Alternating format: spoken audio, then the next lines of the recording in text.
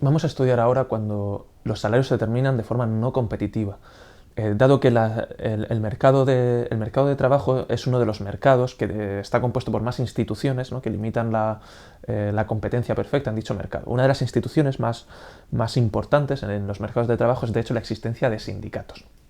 Cuando estudiamos el modelo de mercado, lo que tenemos, el modelo competitivo, de competencia perfecta en el mercado de trabajo, lo que tenemos son muchos trabajadores que están ofreciendo su cantidad de trabajo, la cantidad de trabajo de la que disponen, muchas empresas que están demandando trabajo, que están demandando pues, horas de trabajo que necesitan para su producción.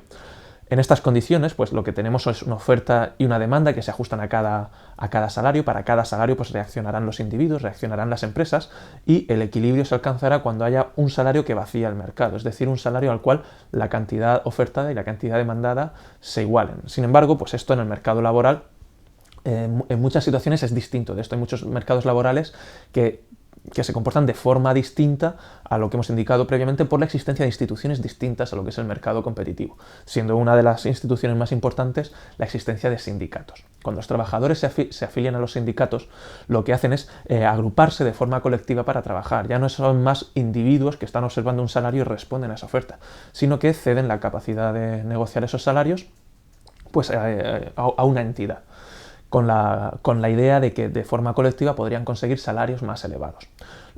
Los trabajadores se afilian a los sindicatos para de esta manera conseguir salarios superiores a los de equilibrio, o tal vez para encontrar empleo. En nuestro país, a diferencia de otros, tenemos que tener en cuenta que los sindicatos tienen implantación generalizada, es decir, en muchos casos sus acuerdos afectan tanto a los afiliados como a los no afiliados, por lo que no parece una causa para que los trabajadores españoles pues, se afilien a ellos, porque se afilien o no se afilien van a beneficiarse de esas negociaciones. Sin embargo, sí que esto ocurre pues, para ciertos casos específicos en España, como por ejemplo sindicatos a nivel de empresa, en un comité de empresa que negocian un convenio al nivel de esta. Cuando los trabajadores negocian los salarios de forma colectiva, lo que está haciendo es dotar de monopolio a esa entidad, ¿no? Pues el sindicato lo que tiene es el monopolio del factor trabajo, se pasa a ser el único que ofrece ese producto, ¿no? Pues ese producto, por llamarlo de alguna manera, que ofrece ese bien. Esto genera que, al igual que ocurre con una empresa monopolista, que sea la única que es capaz, que puede vender un producto, pues el sindicato puede conseguir ganancias mayores pues, para sus militantes, ¿no?, para sus sindicados. Puede conseguir un salario mayor que el de equilibrio, que el que se llegaría con un equilibrio de competencia perfecta, igual que una empresa monopolista puede conseguir un precio por encima del precio que tendría si tuviera que estar en competencia perfecta. Una empresa monopolista, cuando vende su producto, lo vende a un precio más alto y vende menos cantidad de producto. El equilibrio de un monopolista implica un precio más alto que el de competencia perfecta, vendiendo menos cantidad de producto que en competencia perfecta. Bueno, el óptimo que puede conseguir un sindicato para los trabajadores implica un salario más alto para los trabajadores, pero también con una menor cantidad de trabajo ofrecida, es decir, poniendo a disposición una menor cantidad de trabajo. De esta manera, y gracias a esta actuación del sindicato, con ese salario más elevado, las rentas de los trabajadores pueden ser mayores de lo que serían en otro caso, de lo que serían si tuviéramos competencia perfecta. Los trabajadores que mantienen sus puestos de trabajo son los que salen ganando con esta negociación del sindicato, porque consiguen mayores salarios que los que habrían competencia perfecta. Los trabajadores que no pueden acceder a esos salarios y que sí que podrían trabajar a los salarios más bajos de competencia perfecta, pues salen perdiendo. También salen perdiendo, sobre todo, las empresas que se ven obligadas a pagar un salario mayor del que pagarían si tuvieran un equilibrio competitivo por menos trabajadores. Por tanto, las empresas tienen menos trabajadores pagando un salario más alto del que pagarían en competencia perfecta, son claramente perdedores. Los trabajadores que no pueden trabajar a ese salario también son perdedores de esta negociación, pero los trabajadores que mantienen su trabajo son los ganadores gracias a esta negociación del sindicato. Vamos a ver cómo un sindicato que, negociando los salarios, lo que puede conseguir son mayores rentas para el conjunto de los trabajadores, es decir, mayor bienestar para el conjunto de los trabajadores, y es por eso que negocian salarios más altos, aunque sea a costa de reducir la cantidad de empleo disponible. Si tuviéramos un mercado competitivo, los trabajadores conseguirían el salario W estrella que tenéis ahí indicado. No, pues en ese gráfico del mercado competitivo, el que tenéis A la izquierda pues tenéis la oferta, la demanda, ese salario y esa cantidad de trabajo donde se cruzan oferta y demanda, y el excedente de los trabajadores, que es la cantidad de bienestar que consiguen los trabajadores. En el otro gráfico lo que tenéis indicado es ese salario más alto. Se puede calcular cuál es el salario óptimo que tendría el monopolista. Aquí no vamos a estudiar cómo hallar ese salario óptimo, pero bueno, vamos a suponer que ese salario óptimo existe. Vamos a imaginar que el salario óptimo del monopolista fuera ese que tenéis indicado como WS estrella. ¿Qué efectos tiene la existencia de este salario WS, el salario del sindicato, por encima del W estrella? Bueno, si os fijáis, lo que tenemos es que a ese salario la demanda de trabajo es LS estrella, que es la cantidad de gente que trabaja con el sindicato. Al salario WS, que es el salario más alto, pues menos empresas están dispuestas a contratar trabajo que al salario W estrella, que al salario del mercado. Ese salario es más bajo. El salario del mercado es más bajo, el salario del sindicato es más alto, y a ese salario las empresas contratan a menos gente LS estrella de las que contratarían en competencia perfecta, que sería L estrella. Fijaros que hay menos cantidad de gente trabajando a un salario más alto. ¿Cuál es el excedente de los trabajadores? Pues el excedente de los trabajadores es lo que tenéis marcado en ese amarillo, naranja, que es la diferencia para los trabajadores, para los LS trabajadores que están trabajando, entre la función de oferta de trabajo, que marca lo mínimo que ellos necesitan para trabajar, y el salario que cobran. La diferencia entre ambas cuantías, el excedente de los trabajadores, y la satisfacción que consiguen por ese mercado. Bueno, si esa área que tenéis ahí marcada para el caso del sindicato es mayor, es un área mayor que para el caso de competencia perfecta, lo que tendríamos es que la clase trabajadora, los trabajadores están consiguiendo un mayor bienestar que con competencia perfecta, y por lo tanto el sindicato está consiguiendo que mejoren las condiciones de las condiciones de los trabajadores como un conjunto. Mejoran las condiciones de los trabajadores como un conjunto. Pero fijaros que en competencia perfecta trabajarían L estrella, con el sindicato trabajan LS estrella, y por tanto lo que tenemos es que trabajan menos individuos que si tuviéramos competencia perfecta. Al salario además WS estrella, que es mayor que el salario del equilibrio de mercado, la oferta de trabajo es mucho mayor de la que sería en competencia perfecta. Es mayor de lo que sería en competencia perfecta con una demanda inferior. La diferencia entre la demanda y la oferta, que la tenéis marcada ahí con la llave, es un desempleo que se genera. Hay más gente que desea trabajar de la gente que puede trabajar, de la gente que las empresas contratan a ese salario. Por tanto, el salario óptimo negociado por el sindicato aumenta la renta total, aumenta el excedente total de los trabajadores, suponiendo salarios muy altos para los trabajadores que siguen trabajando, los que llegan hasta el S estrella, dejando a los trabajadores entre el S estrella y el estrella, que trabajarían con el mercado, sin trabajo, por lo cual son perdedores, y las empresas, fijaros que el excedente de las empresas se queda reducido al triangulito que queda por encima de WS estrella y la función de demanda de trabajo. Ese es el único bienestar que consiguen las empresas, cuando en el mercado competitivo pues conseguirían todo lo que queda entre W estrella y la demanda de trabajo, que es el triángulo blanco grande que tenéis a la izquierda y el triángulo blanco pequeño que tenéis a la derecha.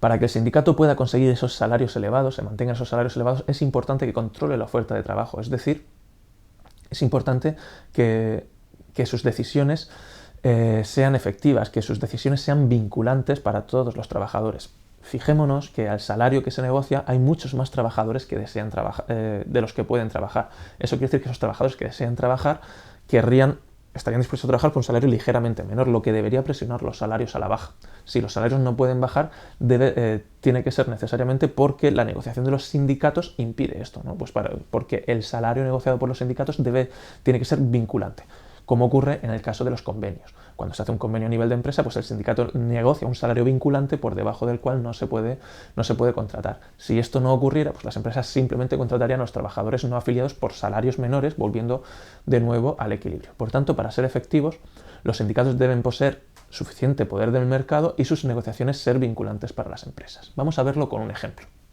Imaginemos que en el sector de los asesores laborales la demanda y la oferta de trabajo vienen dados pues, por esas funciones que tenéis ahí. La demanda sería 1500 menos W y la oferta sería 1000 W. Esa oferta de trabajo indica que se ofrecen para trabajar todas las horas necesarias si el salario es de W igual a 1000. Hemos cogido una oferta de trabajo, pues una oferta de trabajo un poco peculiar, que es, bueno, pues una oferta perfectamente elástica. Cualquier cantidad de individuos estaría dispuesta a trabajar si el salario fuera de W igual a 1000. Lo hemos hecho por simplificar, ¿de acuerdo? Para que se vean más sencillos los efectos del sindicato, ahora lo veremos. Esto pues puede ser un caso de cierta lógica. Imaginemos que en toda la economía se pagan 1000 euros en cualquier sector, por tanto, si se pagaran algo más de 1000 euros en el sector de los asesores laborales, pues toda la gente estaría dispuesta a trabajar. Si se pagara un poquito menos de 1000 euros, pues nadie querría trabajar porque hay una alternativa que es de 1000 euros. Esto es un modelo aceptable pues cuando tenemos mercados pequeños respecto del resto de la economía. Bueno, en este caso lo que vamos a tener es que las empresas van a contratar a trabajadores hasta que el último de ellos genere 1000 euros, hasta que el valor del producto marginal sea igual a 1000 euros. Esta es la demanda, esta es la oferta que representa esa oferta perfectamente elástica, y el equilibrio estaría en un salario de 1000 y una cantidad de trabajadores de 500. ¿Cuál es el excedente que consiguen los productores? ¿No? ¿Cuánto consiguen las empresas? Pues la diferencia entre el valor del producto marginal, es decir, la función de demanda de trabajo, y el salario que se paga, que el salario que se paga es de 1000, como hemos dicho. Por tanto, el triángulo que tenéis ahí tiene de base 500, ¿no? Tiene de base 500 menos 0, tiene de altura 1500 menos 1000, que son 125.000 euros. Eso es lo que ganan las empresas. Esto es lo que ganan las empresas gracias a los trabajadores. ¿Cuánto es el excedente de los trabajadores? En este caso es 0, porque fijaros que la diferencia entre el salario, que es de 1000, y la función de oferta, que también es 1000, es exactamente 0. Cuando la oferta es perfectamente elástica, los trabajadores no consiguen ninguna ganancias. ¿Por qué? Porque ganan lo mismo ahí que en cualquier otro sitio. Entonces no les aporta nada especialmente. Trabajan ahí, igual que podrían trabajar en otro lado, pero no consiguen ganancias por estar ahí. Imaginemos ahora que hay un sindicato y que ese sindicato negocia un salario más elevado. Vamos al salario óptimo en este caso, no vamos a estudiar cómo hallarlo, pero el salario óptimo en este caso para el sindicato sería de 1.250 euros. Lo que vamos a estudiar son las implicaciones que tiene este salario. ¿Qué consigue el sindicato de esta manera? Bueno, fijémonos, con el salario de 1.250 euros, las empresas contratarían a 250, la demanda de trabajo, que era la que habíamos visto anteriormente, la demanda de trabajo para una cantidad de la demanda de trabajo para un salario de 1.250 sería de 250. Por tanto, si el salario es de 1.250, las empresas van a querer contratar a 250 trabajadores. ¿Cuál es ahora el excedente de los productores? Pues el triángulo naranja que tenéis ahí, que se tendrá de base 250 menos 0 y de altura 1500 menos 1250.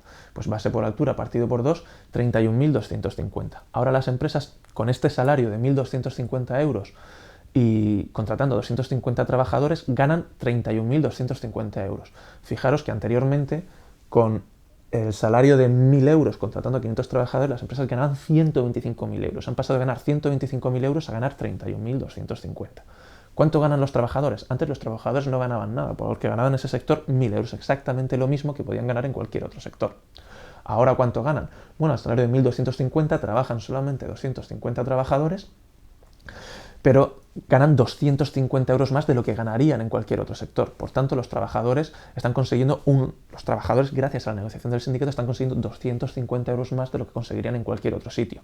El excedente de los trabajadores, pues es ese rectángulo verde que tenéis ahí, que es para los 250 trabajadores que trabajan, cada uno de ellos gana 250 euros más. Esos son 62.500 euros que ganan esos 250 trabajadores gracias a la negociación del sindicato. Cada uno de los 250 trabajadores gana 250 euros más. Los trabajadores, los que se quedan trabajando en el sector, están mejor que en la situación anterior. Fijémonos que esto es a costa de los productores. Los productores ganaban 125.000 euros y han pasado a ganar 31.250. Han perdido muchísimo dinero. Parte de ese dinero son esos 62.500 euros que les pagan ahora a los trabajadores por encima de lo que les estaban pagando. Pero también hay una parte de ese dinero que ha desaparecido. 31.250 más 62.500 es menos de los 125.000 euros que ganaban antes los empresarios. Con competencia perfecta, la suma de empresarios y trabajadores era la máxima posible. Se ganaba en total 125.000 euros en la sociedad. Ahora la suma es inferior, 93.750 euros. Lo que ha cambiado, y además ha cambiado mucho el reparto. Los trabajadores han capturado una parte importante de los beneficios que anteriormente eran de las empresas, pero a costa de que se destruya el bienestar, que es la parte del triángulo blanco que nos queda ahí entre 1.250 y 1.000 y entre 250 y 500, que eso es el bienestar, eso es el valor que generaban los trabajadores entre el 250 y el 500, que ya no se contratan tras la negociación del sindicato.